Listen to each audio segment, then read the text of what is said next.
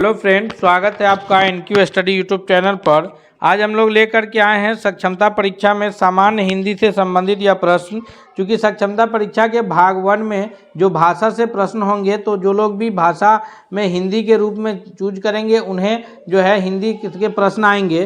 तो इस सेट में हम लोग देखेंगे पर्यायवाची शब्द और संधि की संपूर्ण जानकारी देखेंगे, उससे संबंधित प्रश्न सभी के बारे में एक एक करके डिटेल्स में देखेंगे। आइए बिना देर के हुए हम लोग शुरू करते हैं। हमारे स्क्रीन पर पहला सवाल आ गया है।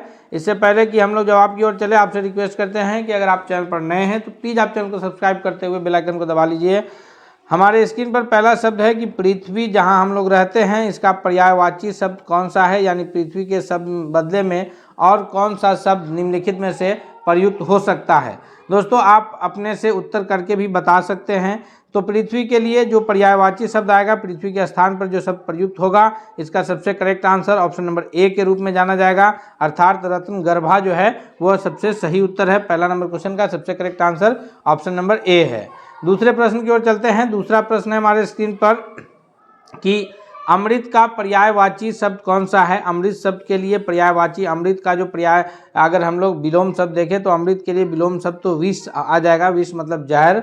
तो अमृत का जो पर्यायवाची शब्द होगा, इसमें इन ऑप्शंस में जो सबसे सही उत्तर है वो ऑप्शन नंबर बी के रूप में जाना जाएगा कि सुधा जो है वो अमृत का पर्यायवाची शब्द है, यानी अमृत की जगह प्रयुक्त होने वाले शब्द हैं।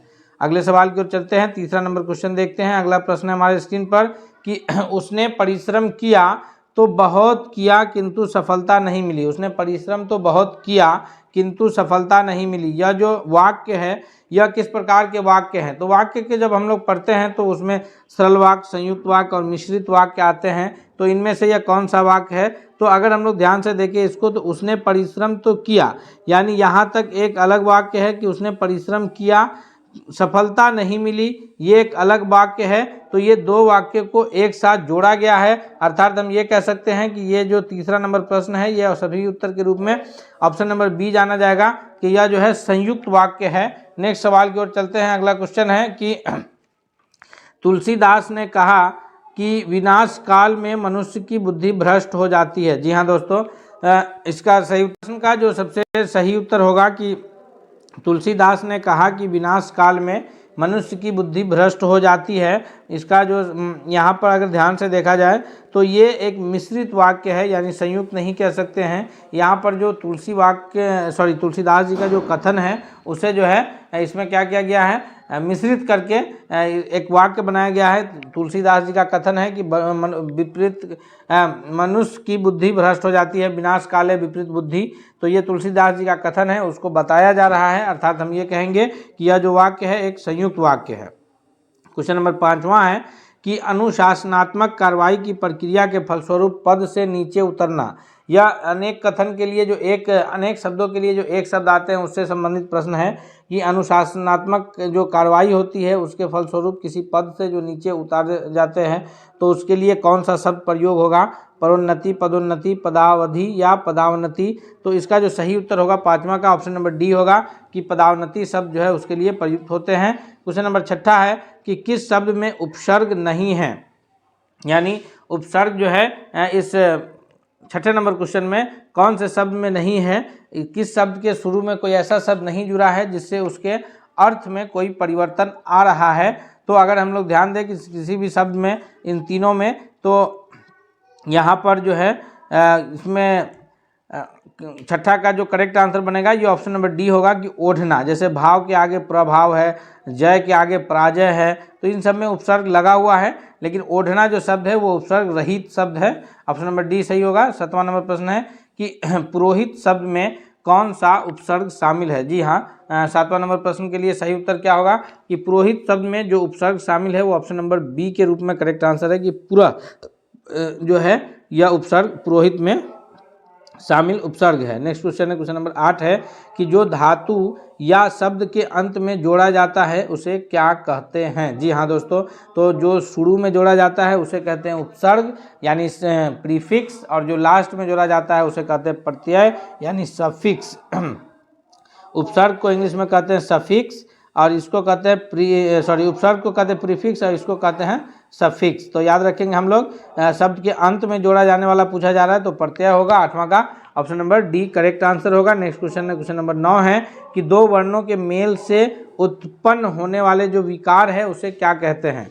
संधि, समास, उपसर्ग, प्रत्यय। तो समास जो है वो पूरे एक वाक्य के लिए प्रयुक्त होता है, लेकिन संधि जो है वो दो वर्णों के मेल से होने वाले विकार संधि कहलाते हैं।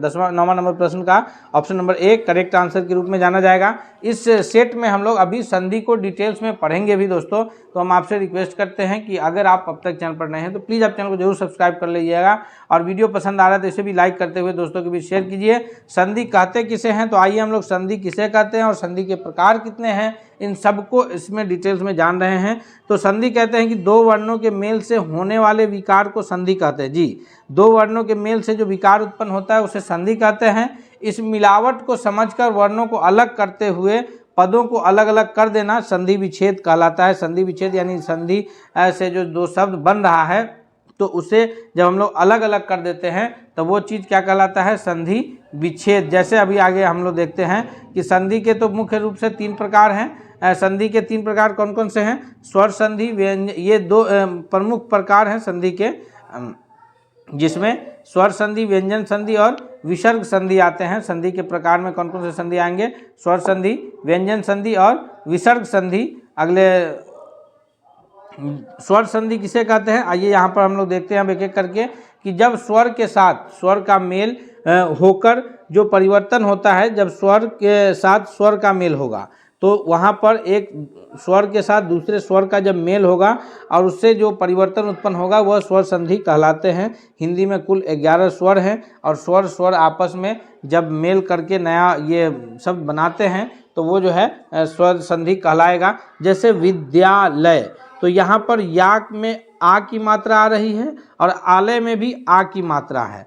तो यहाँ क्या है कि विद्यालय जो बना, ये विद्या प्लस आलय दोनों के अंत में आ प्लस आ का जो संयोग हो रहा है तो यह मिल करके जो बना शब्द विद्यालय यह संधि है। वहीं विद्या प्लस आलय ये अलग अलग जो किए वो संधि विच्छेद है। यानी अगर इस शब्द को कहें तो ये संधि है, क्योंकि ये 2 शब्दों के मेल से बन गया है, विद्या प्लस आलय के मेल से, तो ये संधि कहलाया। और इसी को फिर हम लोग पुनः अलग अलग कर दिए, विद्या प्लस आलय, तो ये विद्यालय हो गया। तो ये विद्या प्लस आलय संधि विच्छेद कहलाया और संधि कौन कहलाया? विद्यालय शब्द संधि कहलाया। यही हम अक्सर बताना चाह रहे हैं। अब ये स्वर संधि इसलिए है क्योंकि यहाँ पर जो मेल हो रहा है यह दोनों आ यानी दोनों स्वर से ही मेल हो रहा है। ओ आ ई ये सब कुल मिलाकर के जो 11 स्वर हैं, तो जब स्वर का ही मेल हो तो वहाँ पर क्या बनता है? स्वर संधि का निर्माण होता है। अगला है व्यंजन संधि है। व्यंजन संधि में क्या है कि व्यंजन वर्ण के साथ स्वर वर्ण या व्यंजन वर्ण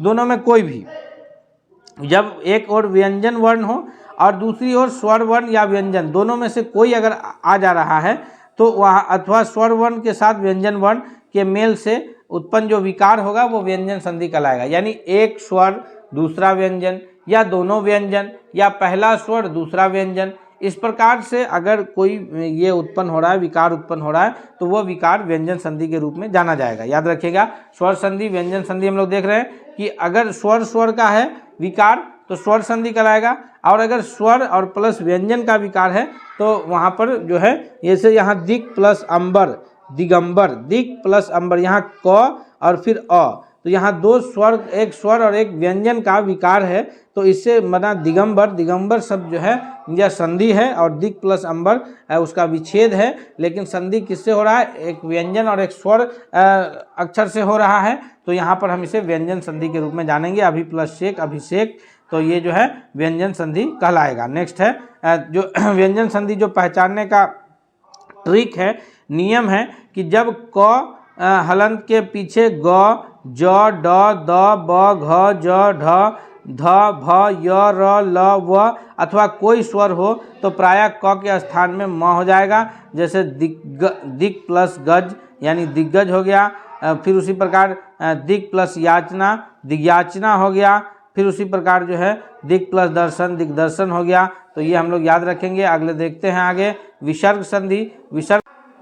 विसर्ग संधि, जब विसर्ग के साथ स्वर या व्यंजन आ जाए तब जो परिवर्तन होता है तो वह संधि जो है विसर्ग संधि के नाम से जाना जाता है। क्या है क्वेश्चन कि जब विसर्ग के साथ, किसके साथ, जब विसर्ग के साथ स्वर या व्यंजन आ जाए और जो उसके आने के वजह से परिवर्तन उत्पन्न होगा तो वह परिवर्तन क्या कहलाएगा, वह परिवर्तन कहलाएगा विसर्ग संधि। जैसे यहाँ पर मनः प्लस अनुकूल, क्या है, मनः प्लस अनुकूल, यानी यहाँ विसर्ग आया और मनोकूल हो गया तो ये विसर्ग संधि के शब्द है। नि प्लस पाप, निष्पाप, यह विसर्ग संधि के शब्द है। तो संधि के मुख्य रूप से 3 प्रकार हो गए, फिर अलग अलग सभी के प्रकार हैं, स्वर संधि, व्यंजन संधि और विसर्ग संधि, फिर इसके अलग अलग प्रकार हैं। तो इसको तीनों को हम लोग देख लिए। स्वर संधि, स्वर स्वर के मेल से जो संधि बनेगा स्वर संधि, स्वर प्लस व्यंजन या व्यंजन व्यंजन, स्वर प्लस व्यंजन या व्यंजन व्यंजन, या फिर व्यंजन प्लस स्वर, यानी एक व्यंजन किसी भी रूप में शामिल होना चाहिए, उस विकार से जो संधि बनेगा वो कहलाएगा व्यंजन संधि। और फिर विसर्ग के साथ स्वर का संधि बने या व्यंजन का संधि बने, उस संधि को कहेंगे विसर्ग संधि। अगला प्रश्न की ओर चलते हैं। विसर्ग संधि पहचानने का ट्रिक है कि ई या ऊ युक्त अक्षर के सामने अगर विसर्ग हो तो उसके पीछे क, ख या प, फ आए तो विसर्ग को स्व में बदल जाता है। जैसे नि प्लस कृति निष्कृति हो गया, नि प्लस खुल निष्खुल हो गया, तो ये विसर्ग संधि को पहचानने का ट्रिक है। अगला है प्रश्न है हमारे स्क्रीन पर 10वां नंबर प्रश्न कि दयानंद में प्रयुक्त संधि का नाम बताइए। यानी दयानंद जो शब्द है इसमें कौन सी संधि प्रयुक्त की गई है, गुण संधि, दीर्घ संधि, व्यंजन संधि या यन संधि। तो इस 10वां नंबर प्रश्न का जो करेक्ट आंसर है दोस्तों ऑप्शन नंबर बी के रूप में जाना जाएगा कि इसमें जो संधि प्रयुक्त की गई है वह दीर्घ संधि है। नेक्स्ट क्वेश्चन है, क्वेश्चन नंबर 11 है कि दयानंद में कौन सी प्रयुक्त संधि है, सेम क्वेश्चन है। क्वेश्चन नंबर 11 का भी वही आंसर आ जाएगा, यानी ऑप्शन नंबर बी के दीर्घ संधि। अगले सवाल की ओर बढ़ते हैं हम लोग। 12वां नंबर प्रश्न है कि सदैव में प्रयुक्त संधि का नाम क्या है। जी हाँ दोस्तों, सदैव में जो प्रयुक्त संधि है वो कौन सा है। 12वां नंबर प्रश्न का जो करेक्ट आंसर होगा वो ऑप्शन नंबर बी के रूप में जाना जाएगा, यानी कि इसमें जो सदैव संधि है सदा प्लस एव सदैव के रूप में जो बनेगा तो यहाँ दोनों स्वर स्वर का मेल हो रहा है, अर्थात ये स्वर संधि के रूप में सदैव जाना जाएगा। नेक्स्ट क्वेश्चन है, क्वेश्चन नंबर 13 है कि इनमें से कौन स्वर संधि का उदाहरण नहीं है। जो ऑप्शंस है हमारे पास संयोग, मनोहर, नमस्कार और पवन। तो ध्यान से देखिए, तो पवन में जो है, बाकी इसमें संयोग, तो संयोग में, फिर मनोहर में मनो प्लस हर, और नमस्कार में, इन सभी में जो है स्वर संधि का ये है। लेकिन ऑप्शन नंबर डी जो है पवन, जिसमें स्वर संधि का विकार नहीं है, ऑप्शन नंबर डी इसलिए करेक्ट आंसर होगा। क्वेश्चन नंबर 15 है कि इत्यादि का सही संधि विच्छेद कौन सा है। इत्यादि का सबसे सही संधि विच्छेद इनमें से कौन सा होगा। 14वां नंबर प्रश्न का अगर हम लोग ध्यान से देखें तो इति प्लस आदि इत्यादि, यानी ऑप्शन नंबर डी सबसे सही उत्तर है। दोस्तों हम आपसे रिक्वेस्ट करते हैं कि अगर आप अब तक नए हैं तो प्लीज़ आप चैनल को सब्सक्राइब करते हुए बेल आइकन को दबाइए, और साथ ही साथ वीडियो पसंद आ रहा है तो इसे लाइक करते चलिए। क्वेश्चन नंबर 15 है कि निरर्थक का सही संधि विच्छेद कौन सा है। निरर्थक का सबसे सही संधि विच्छेद कौन सा है, तो इसका जो सबसे करेक्ट आंसर है 15वां नंबर प्रश्न का वो ऑप्शन नंबर सी के रूप में जाना जाएगा कि निह प्लस अर्थक निरर्थक, यानी इसका सबसे सही क्या है, ऑप्शन नंबर सी है, ये सबसे करेक्ट आंसर है। वृक्ष से पत्ते गिरते हैं इस वाक्य में से किस कारक का चिन्ह है। वृक्ष से पत्ते गिरते हैं इस वाक्य में जो से है वह किसका विभक्ति चिन्ह है। तो इस 15वां नंबर प्रश्न का जो से वृक्ष से पत्ते गिरते हैं, यहाँ पर अलग होने की स्थिति का पता चल रहा है, अर्थात 15वां नंबर क्वेश्चन के लिए ये सबसे सही उत्तर क्या हो जाएगा, वह हो जाएगा आपादान कारक, क्योंकि आपादान कारक का जो विभक्ति चिन्ह है वो कौन सा है, से, लेकिन किस अर्थ में है, अलग होने के अर्थ में है। तो 15वां नंबर क्वेश्चन का सही उत्तर होगा दोस्तों ऑप्शन नंबर सी कि वृक्ष से पत्ते गिरते हैं, यह आपादान कारक है। नेक्स्ट है क्वेश्चन नंबर 16 है कि वृक्ष पर पक्षी बैठे हैं, तो इसमें पर जो है यह कौन सा कारक के अंतर्गत आएगा। यह पर जो है यह क्या बता रहा है, वृक्ष पर पक्षी बैठे हैं, यह कर्म कारक बता रहा है, संप्रदान कारक बता रहा है, आपादान कारक बता रहा है, या फिर अधिकरण कारक को बता रहा है। इसका सही उत्तर क्या होगा, तो 16वां नंबर प्रश्न का जो सबसे सही उत्तर के रूप में जाना जाएगा वह कौन सा होगा। 16वां नंबर क्वेश्चन के लिए सबसे करेक्ट आंसर है ऑप्शन नंबर डी कि यह अधिकरण कारक को बता रहा है कि वृक्ष पर पक्षी बैठे हैं। नेक्स्ट क्वेश्चन है, क्वेश्चन नंबर 17 है कि निम्नलिखित शब्दों में से सदा स्त्रीलिंग वाला शब्द कौन सा है। ऐसा शब्द कौन सा है जो हमेशा स्त्रीलिंग के अर्थ में प्रयुक्त होता है। वह पक्षी है, बाज है, मकड़ी है, या फिर गैंडा है। तो इस 17वां नंबर क्वेश्चन का जो करेक्ट आंसर होगा, जो सदा ये के रूप में प्रयुक्त होता है, वह ऑप्शन नंबर ए है कि पक्षी जो है वो सदा, चाहे वो नर पक्षी हो या मादा पक्षी हो, लेकिन शब्द पक्षी जो है वो ऐसा पक्षी है वो सदा जो है सॉरी सदा ये के रूप में यानी स्त्रीलिंग के रूप में पक्षी शब्द प्रयुक्त होता है, इस्तेमाल होता है। अगले सवाल की ओर बढ़ते हैं हम लोग।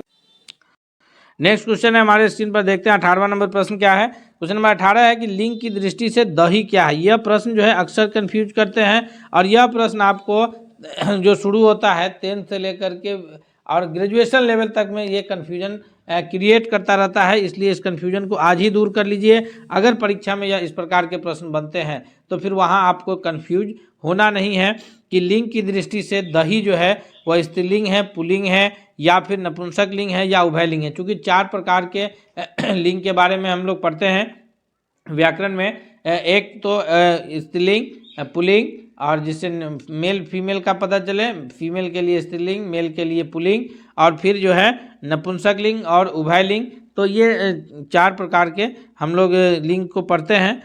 इसका 18वां का जो करेक्ट आंसर है वो ऑप्शन नंबर बी है कि दही जो है वह पुल्लिंग होता है, यानी ऑप्शन नंबर बी जो है सबसे सही उत्तर होगा। नेक्स्ट क्वेश्चन है, क्वेश्चन नंबर 19 है कि निम्नलिखित में से कौन सा शब्द स्त्रीलिंग है, यानी किस शब्द से स्त्रीलिंग होने का बोध हो रहा है। उत्साह, चक्रव्यूह, मृत्यु और संकल्प, इनमें से किस शब्द के द्वारा जो है ये पता चल रहा है कि वह शब्द जो है वह स्त्रीलिंग है। 19वां नंबर प्रश्न का सबसे सही उत्तर के रूप में जाना जाएगा दोस्तों कि मृत्यु जो है वह इससे स्त्रीलिंग शब्द होने का पता चल रहा है, अर्थात 19वां नंबर क्वेश्चन का correct answer option number C के रूप में जाना जाएगा। दोस्तों हिंदी से संबंधित हम लोग सभी महत्वपूर्ण प्रश्न जो व्याकरण से संबंधित होंगे तथा हिंदी की पुस्तकों से जो संबंधित होंगे उसे भी हम लोग एक एक करके देखेंगे। आप हमारे चैनल के साथ बने रहिए, चैनल को सब्सक्राइब करके बेल आइकन को दबा लीजिए ताकि कोई भी अपडेट्स आएगा तो आपको सबसे पहले मिल जाएगा। अगले सवाल की ओर बढ़ते हैं। क्वेश्चन नंबर 20 है कि निम्न वाक्यों में से किस वाक्य में सर्वनाम का अशुद्ध रूप प्रयोग हुआ है।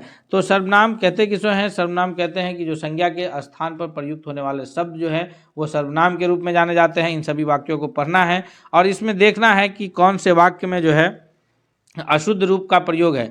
वह स्वयं यहाँ नहीं आना चाहती, यहाँ पर, या फिर आपके आग्रह पर मैं दिल्ली जा सकता हूँ। यहाँ पर आपके, मैं, ये सारे शब्द जो है ये सर्वनाम है। जैसे वह, तो ये सर्वनाम है। मैं तेरे को एक घड़ी दूंगा, और डी है कि मुझे इस बैठक की सूचना नहीं थी। यहाँ मुझे, मैं, ये सभी जो है सर्वनाम है। लेकिन अगर हम लोग इसमें देखें ध्यान से कि कौन से सर्वनाम में जो है वाक्य में सर्वनाम का अशुद्ध रूप प्रयोग है, तो मैं तेरे को, तो यहाँ पर मैं तो सर्वनाम का शुद्ध रूप भी है, लेकिन तेरे यह कोई सर्वनाम नहीं है व्याकरण के हिसाब से, अर्थात करेक्ट आंसर जो अशुद्ध रूप वाला ये सर्वनाम प्रयुक्त हुआ है वो ऑप्शन नंबर सी जाना जाएगा कि मैं तेरे को एक घड़ी दूंगा, यह करेक्ट आंसर है। दोस्तों इस वीडियो में, आज के इस क्लास में हम लोग जो है ये समास और कारक, हम उम्मीद करते हैं कि समास और कारक हमारा कवर हो गया है। इससे संबंधित अगर प्रश्न बनते हैं तो किसी भी प्रकार के प्रश्न बनेंगे तो हमसे परीक्षा में नहीं छूटेंगे। हम अगले सेट के साथ जल्द हाजिर होंगे। मिलते हैं अगले सेट के साथ, तब तक के लिए धन्यवाद। पहला सेट हिंदी का इसी वीडियो के डिस्क्रिप्शन में लिंक मौजूद है, आप यहाँ से भी उसे देख सकते हैं। बहुत बहुत धन्यवाद।